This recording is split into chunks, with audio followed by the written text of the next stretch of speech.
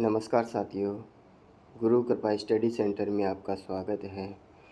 आज की इस वीडियो के माध्यम से हम बीए थर्ड ईयर के प्रथम प्रश्न पत्र पाश्चात्य विचारक, जिसमें पहले वाले वीडियो में हमने प्लेटो, अरस्तु, एक्विनास के बारे में हमने पढ़ा। आज वाले इस वीडियो में हम समझौतावादी विचारक और उपयोगितावादी विचारक, जो समझौतावादी विचारक है हॉब्स है, लॉक, रूसो, और उपयोगितावादी विचारक हैं जिसमें बेंथम है, जे.एस. मिल है, और इसी के साथ हम मैकियावेली से संबंधित क्वेश्चन की हम चर्चा करेंगे।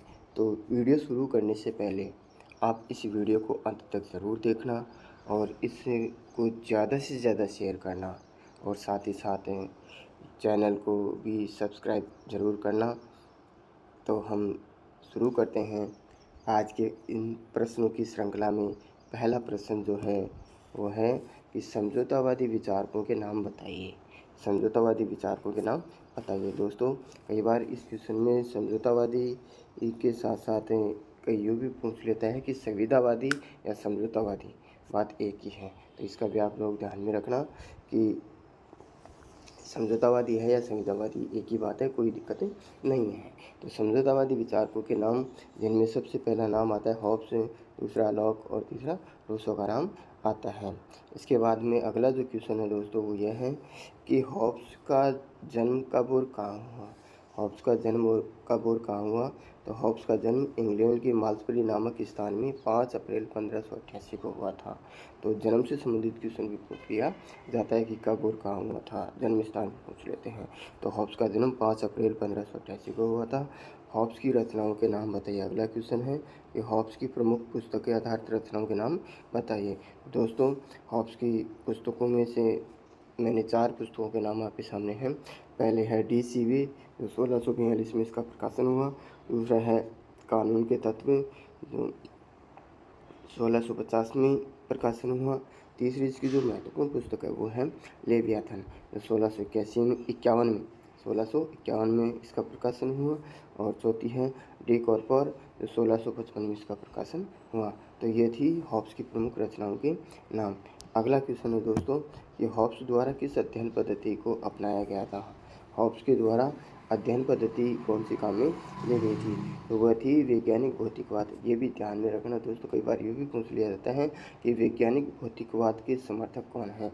तो वैज्ञानिक भौतिकवाद के समर्थक हॉब्स हैं। और यहाँ पे एक क्वेश्चन ये भी पूछा जाता है जो आप के सिलेबस से रिलेटेड है कि वैज्ञानिक समाजवाद के प्रतिपादक कौन है। तो दोस्तों यहाँ पे ध्यान रखना कि वैज्ञानिक समाजवाद के प्रतिपादक कार्ल मार्क्स को माना जाता है, जबकि वैज्ञानिक भौतिकवाद के प्रतिपादक हॉब्स को माना जाता है। तो यहाँ पे भी ध्यान में रखना है। अगला क्वेश्चन है दोस्तों कि हॉब्स के अनुसार मानव स्वभाव बताइए। तो हॉब्स के अनुसार मानव स्वभाव के बारे में हम बताएंगे कि मानव मूल रूप से एक असामाजिक प्राणी है जो सदैव आत्मरक्षा की मूल प्रवृत्ति से संचालित होता है, और मानव में स्वार्थ, भय, अहंकार, संघर्ष, शक्ति के प्रति प्रेम आदि के दुर्गुण पर्याप्त मात्रा में पाया जाता है। अर्थात हॉब्स ने मानव को दुर्गुण ही बताया है। ठीक है, तो इसको आपको ध्यान में रखना है, जिसमें स्वार्थी है, भय की प्रवृत्ति है, अहंकार है, संघर्ष प्रिय है, और शक्ति के प्रति प्रेम के दुर्गुण इसमें पाए जाते हैं। और इसी के कारण वो सदा लड़ाकू प्रवृत्ति का, संघर्षशील प्रवृत्ति का रहता है। अगला क्वेश्चन है दोस्तों कि हॉब्स के द्वारा बताई गई प्राकृतिक अवस्था की विशेषता बताइए। हॉब्स द्वारा बताई गई प्राकृतिक अवस्था की विशेषता बताइए। तो दोस्तों, इसकी जो पहली विशेषता है उसमें नैतिकता का अभाव पाया जाता है। दूसरी है न्याय का अभाव पाया जाता है। तीसरी है सत्य और असत्य का अभाव है। चौथी है मानव अधीनता नहीं है, अर्थात मानव किसी के अधीन नहीं रहता है, स्वतंत्र प्राणी रहता है। इसके बाद में अगली विशेषता है निजी संपत्ति का अभाव। और चौथी विशेषता है आत्मरक्षा का प्राकृतिक अधिकार, यानी कि हॉब्स की प्राकृतिक अवस्था में आत्मरक्षा का प्राकृतिक अधिकार पाया जाता है। तो ये थी प्राकृतिक अवस्था की विशेषता है। अगला क्वेश्चन है दोस्तों कि हॉब्स के अनुसार मानव स्वभाव की 2 विशेषता बताइए। हॉब्स के अनुसार मानव स्वभाव की विशेषता है जिनमें है अहम की भावना, स्वार्थ की भावना, आत्मरक्षा की भावना और अतृप्त अभिलाषाएं, अर्थात उसकी कभी इच्छाएं पूरी नहीं होती, ऐसी प्रवृत्ति का उसका मनुष्य बताया हॉब्स ने। तो यहाँ तक आपको अच्छे से समझ में आ गया होगा। अगला क्वेश्चन है कि हॉब्स के अनुसार सामाजिक समझौते का कारण क्या था। कि हॉब्स के अनुसार सामाजिक समझौते का कारण क्या था। तो दोस्तों ध्यान में रखना है कि हॉब्स की जो प्राकृतिक अवस्था थी उसमें अराजकता और अशांति थी, और उसी के स्थान पर शांति व्यवस्था कायम करने के लिए हॉब्स ने समझौते की बात कही है। तो ध्यान में रखना है कि अशांति के स्थान पर शांति व्यवस्था कायम करने के लिए समझौता किया था। तो ये था इसका कारण। अब हॉब्स ने जो समझौता किया था उसका परिणाम क्या निकला, तो ये भी ध्यान में रखना है कि हॉब्स के समझौते के परिणाम स्वरूप एक निरंकुश संप्रभु की स्थापना हुई, जो सर्वोच्च एवं असीमित शक्ति संपन्न शासक था। तो यहाँ पे भी ध्यान रखना कि हॉब्स के अनुसार संप्रभु कैसा था, तो वह था निरंकुश संप्रभु। अगला क्वेश्चन है कि हॉब्स व्यक्तिवादी था, कोई दो तर्क दीजिए। यानी कि हॉब्स के जो चिंतन था वो उसमें व्यक्तिवाद के तत्व देखने को मिलते हैं। तो उसके प्रमुख दो तत्व बताने हैं। तो पहला तत्व है कि समस्त चिंतन का केंद्र व्यक्ति को माना है, अर्थात इन्होंने जो जितना भी चिंतन का केंद्र था उसका प्रमुख केंद्र व्यक्ति को रखा है। उसके बाद में है कि राज्य एक कृत्रिम संस्था है, राज्य एक मानव के द्वारा निर्मित की गई संस्था है, प्राकृतिक संस्था नहीं है, अर्थात राज्य का निर्माण मनुष्य के द्वारा किया गया है। तीसरा है कि राज्य साधन है और व्यक्ति साध्य है, यानी कि राज्य की जो उत्पत्ति की है वो एक साधन के रूप में की है, और वो किसके लिए, व्यक्ति के लिए है। अगला है व्यक्ति सामाजिक बंधनों से मुक्त है, अर्थात व्यक्ति के ऊपर किसी प्रकार का कोई बंधन नहीं होता है। तो ये थे होब्स के विचारों में प्रमुख तत्व जो व्यक्तिवाद को इंगित करते हैं। अगला क्वेश्चन है कि लोक का जन्म कब और कहाँ हुआ।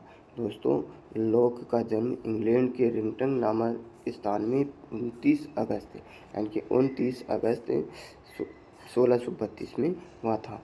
तो ये भी आपको ध्यान में रखना है। अगला क्वेश्चन है कि लोक की प्रमुख रचनाओं के नाम बताइए। तो लोक की प्रमुख दो रचनाएं हैं जो राजनीति से संबंधित हैं, शासन पर 2 निबंध पत्र और मानव समझ पर 1 लेख है। शासन पर 2 निबंध पत्र और मानव समझ पर 1 लेख है, तो दोनों ही 1690 में प्रकाशित हुए थे। अगला क्वेश्चन है दोस्तों कि लोक के अनुसार प्राकृतिक अधिकार बताइए। दोस्तों इम्पोर्टेंट क्वेश्चन है कि लोक के अनुसार प्राकृतिक अधिकार कौन कौन से हैं। तो जिसमें 3 अधिकार हैं, जीवन का अधिकार, संपत्ति का अधिकार, स्वतंत्रता का अधिकार। और यहाँ पे ये भी ध्यान में रखना है लोक ने किसको प्राकृतिक अधिकार नहीं माना है, तो समानता के अधिकार को प्राकृतिक अधिकारों की श्रेणी में नहीं रखा है।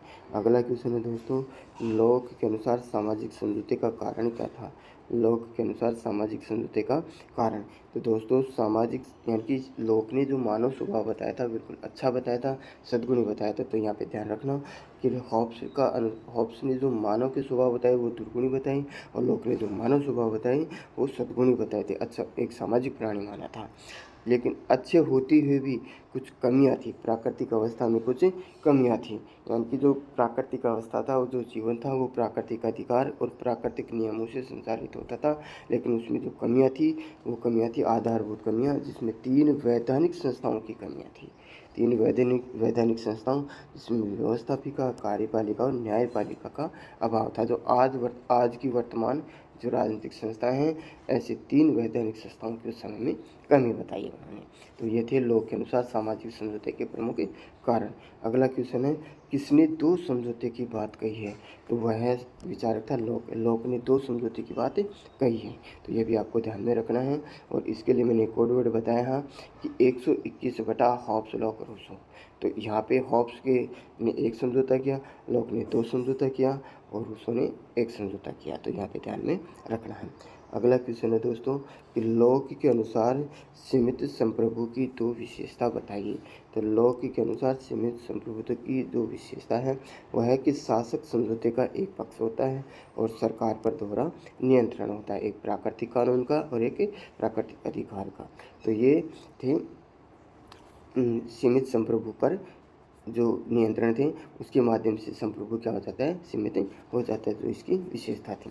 अगला क्वेश्चन है कि लोक उदारवादी था, कोई 2 तर्क दीजिए। यानी कि उदारवाद का जो जनक कहा जाता है वो लोक को ही कहा जाता है। तो वो कहता है कि उसके दो तर्क हैं, यानी कि बुद्धि में आस्था। पहला तर्क देता है कि व्यक्तियों को अपनी बुद्धि में विश्वास रखना चाहिए, किसी धर्म में विश्वास नहीं रखना चाहिए। तीसरा है प्राकृतिक अधिकार। मनुष्य को जो 3 प्राकृतिक अधिकारों की बात कही गई है, इसी अधिकारों के आधार पर लोक को प्राकृतिक अधिकारों का मसीहा भी कहा जाता है। तो यहाँ पे भी ध्यान रखना है, कुछ से पूछ लिया जाता है कि किस विद्वान को प्राकृतिक अधिकारों का मसीहा कहा जाता है, तो लोक को प्राकृतिक अधिकारों का मसीहा कहा जाता है। अगला है व्यक्ति साध्य और राज्य साधन है, और चौथा है सीमित सरकार, और 5वां है विद्रोह करने का अधिकार। अर्थात जब संप्रभु अपने जो शक्ति का दुरुपयोग करने लग जाता है या उसमें असफल होता है, तो ऐसी स्थिति में जनता को उसके विरुद्ध विद्रोह करने का अधिकार भी दिया गया है। अगला है शक्तियों का बंटवारा। तो यहाँ पे शक्ति पृथक्करण के सिद्धांत को ध्यान में रखते हुए लोक ने शक्तियों के बंटवारा की बात कही गई है। तो ये थे लोक उदारवादी था, उसके पक्ष में तर्क है, तो यहाँ पे भी ध्यान में रखना है। अगला क्वेश्चन है दोस्तों कि लोक के सामाजिक समझौते की 2 विशेषता बताइए। तो लोक के सामाजिक समझौते की जो विशेषताएं हैं, उनमें पहली विशेषता है कि उन्होंने 2 समझौते की बात कही है। दूसरी विशेषता है समझौता जन सहमति पर आधारित है। तीसरी विशेषता है कि सभी अधिकारों का त्याग नहीं किया गया, अर्थात प्राकृतिक अधिकार और प्राकृतिक जो कानून थे वो व्यक्ति अपने पास रख लिए गए और इनको लागू करवाने की शक्ति संप्रभु को दिए गए हैं। तो इस आधार पे सभी अधिकारों का त्याग नहीं किया गया है। और अगला है सीमित सरकार, अर्थात संप्रभु को शक्तियाँ असीमित शक्तियाँ नहीं दी गई है, केवल प्राकृतिक अधिकारों को और प्राकृतिक कानूनों को लागू करवाने की शक्ति उसको दी गई है।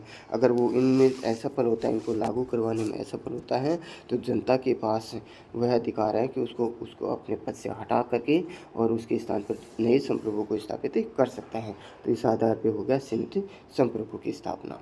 अगला क्वेश्चन है दोस्तों कि रूसो की प्रमुख रचनाओं के नाम बताइए।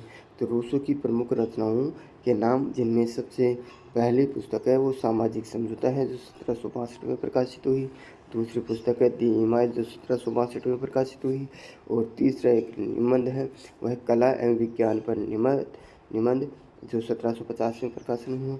और दूसरा जो निबंध है, सबसे प्रमुख निबंध, कलाओं और विज्ञानों के नैतिक प्रभावों पर एक निबंध, यानी कि कला और विज्ञान का नैतिकता पर क्या प्रभाव पड़ता है उसके से संबंधित एक निबंध लिखा था, वो रूसो ने लिखा था। वो प्रकाशन हुआ था 1750 में।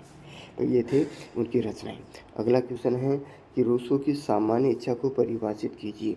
तो यहाँ पे ध्यान में रखना है कि रूसो की सामान्य इच्छा का जो इम्पोर्टेंट क्वेश्चन है, इसमें इससे संबंधित एक बड़ा क्वेश्चन भी पूछा जा सकता है। रूसो की सामान्य इच्छा से आप क्या समझते हैं और इसकी जो विशेषताएं हैं वो बताइए। तो समाज के सभी व्यक्तियों की वास्तविक इच्छाओं का सर्वयोगी सामान्य इच्छा कहलाता है। और यहाँ पे टी.एच. ग्रीन ने एक छोटी सी इसकी परिभाषा दी है, वो यह है कि सामान्य इच्छा सामान्य हित की सामान्य चेतना है। सामान्य इच्छा सामान्य हित की सामान्य चेतना है। तो ये थी रूसो की सामान्य इच्छा की परिभाषा। अगला क्वेश्चन है दोस्तों कि सामान्य इच्छा तथा बहुमत की इच्छा में अंतर बताइए। दोस्तों, सामान्य इच्छा सामाजिक कल्याण पर बल देती है, जबकि बहुमत की इच्छा स्वार्थ में के साथ साथ अल्पमत के हितों को नष्ट करने वाला हो सकता है। तो ये था इनमें अंतर।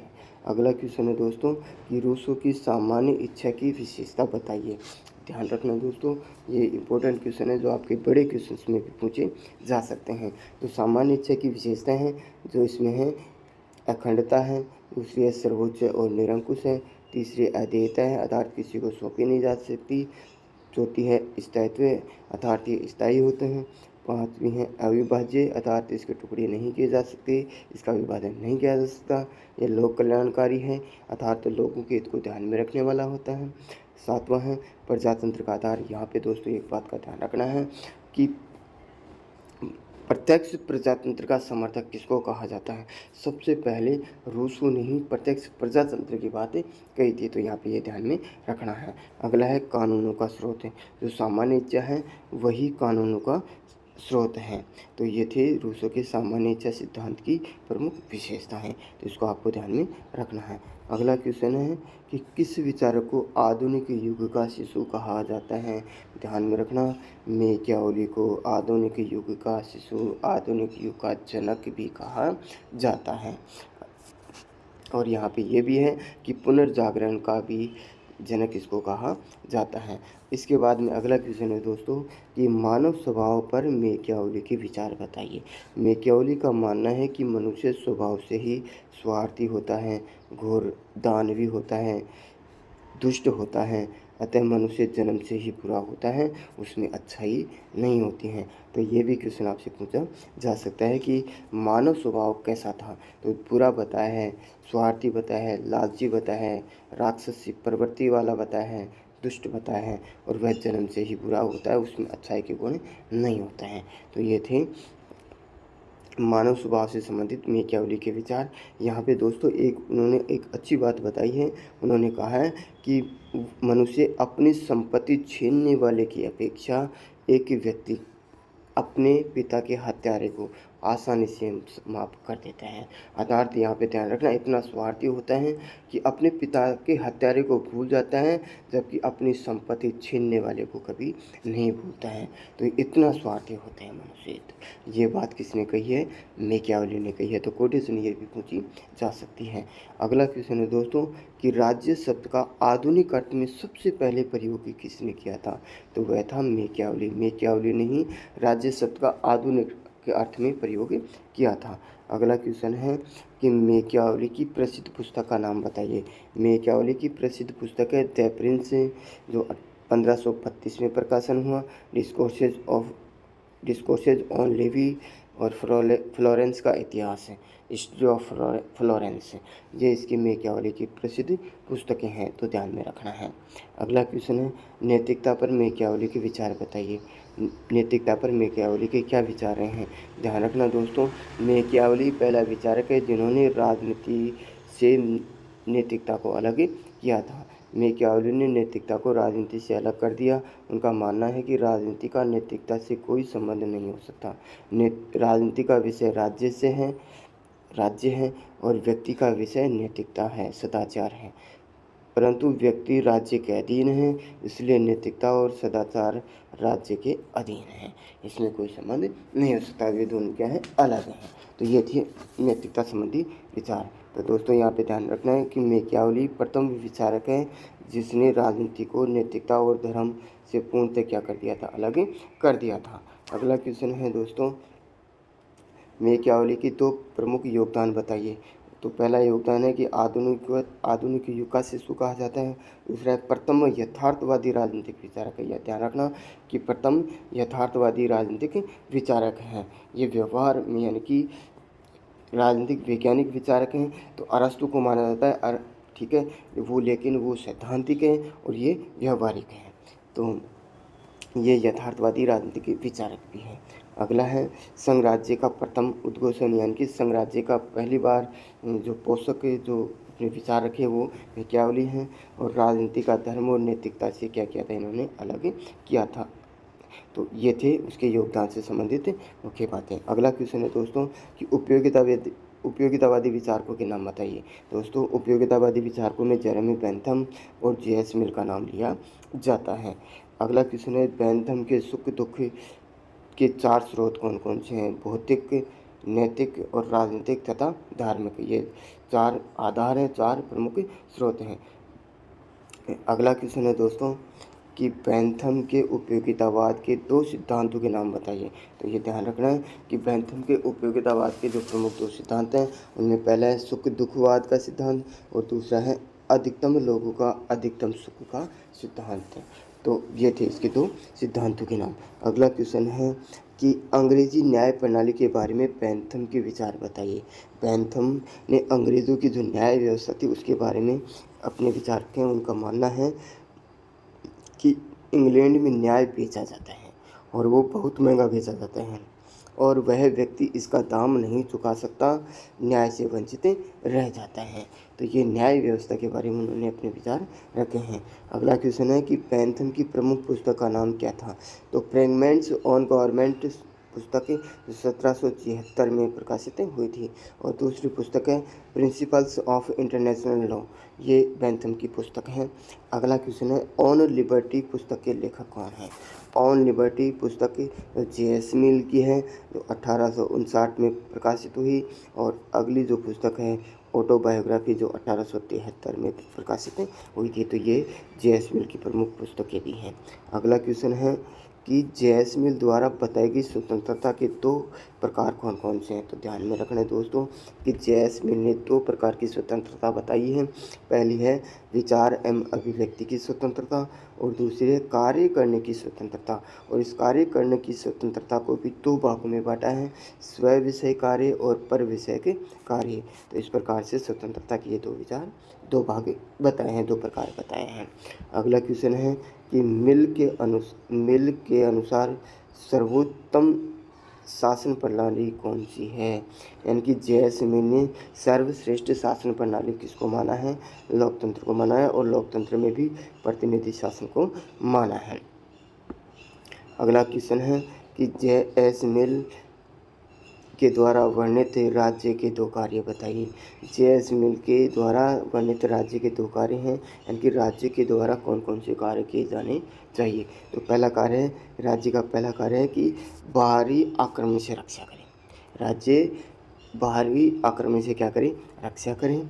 दूसरा कार्य है आंतरिक क्षेत्र में शांति व्यवस्था कायम करें। तीसरा कार्य है असहाय और असमर्थ व्यक्तियों की सहायता करें। और चौथा कार्य है संक्रामक रोगों और आपदाओं से व्यक्ति की क्या करें, रक्षा करें। तो ये थे राज्य के कार्य जे.एस. मिल के अनुसार। अगला क्वेश्चन है कि बहुल मतदान पर जे.एस. मिल के विचार बताइए। मिल के अनुसार मूर्ख और अशिक्षित व्यक्तियों की तुलना में शिक्षित और बुद्धिमान व्यक्तियों को अधिक संख्या बहुल मतदान का अधिकार होना चाहिए। और साथ ही साथ जिसके पास अधिक संपत्ति हो उसे भी बहुल मतदान का क्या होना चाहिए, अधिकार होना चाहिए। सीधा सीधा मतलब ये है कि जो मूर्ख और अशिक्षित व्यक्ति होते हैं उनकी तुलना में जो शिक्षित और बुद्धिमान और जो संपत्ति जिसके पास जाते हैं उन लोगों को मत देने का, यानी कि ज़्यादा मत देने का अधिकार होना चाहिए। तो ये था बहुल मतदान के पक्ष में जे.एस. मिल के विचार। अगला क्वेश्चन है कि प्राकृतिक अधिकारों पर बेंथम का क्या विचार है। बेंथम के अनुसार प्राकृतिक अधिकारों का सिद्धांत एक कोरी कल्पना है, मूर्खता है। अधिकारों का मूल आधार केवल और केवल नैतिकता या उपयोगिता है। और उनका मानना है कि अधिकार कानून की देन है, न कि कोई प्रकृति की देन है। जैसा कि लोक के द्वारा प्राकृतिक अधिकारों की बात कही गई थी, तो उसकी आलोचना करते हुए कहते हैं कि अधिकार प्राकृतिक नहीं है, अधिकार प्रकृति प्रदत्त नहीं है, वो केवल और केवल कानूनों के माध्यम से उत्पन्न होते हैं, प्रकृति के माध्यम से उत्पन्न नहीं होते हैं। अतः प्राकृतिक अधिकार कोरी कल्पना है और मूर्खता है। तो ये थे प्राकृतिक अधिकारों पर बेंथम के विचार। दोस्तों, आज के इस वीडियो में हमने उपयोगितावादी विचारक और समझौतावादी विचारकों से संबंधित महत्वपूर्ण प्रश्नों पर हमने चर्चा की है। और मैं आशा करता हूं कि ये क्वेश्चन आपको अच्छे से समझ में आ गए होंगे और एग्ज़ाम की दृष्टि से आपके ये क्वेश्चन से इम्पोर्टेंट हैं। और इन क्वेश्चन का आप परीक्षा से पहले एक बार ज़रूर इसको देख करके जाना, जो आपके लिए काफ़ी कारगर सिद्ध हो सकती हैं। और साथ ही साथ इस वीडियो को आप पूरा देखना और ज़्यादा से ज़्यादा शेयर करना। और दोस्तों, चैनल को भी सब्सक्राइब करना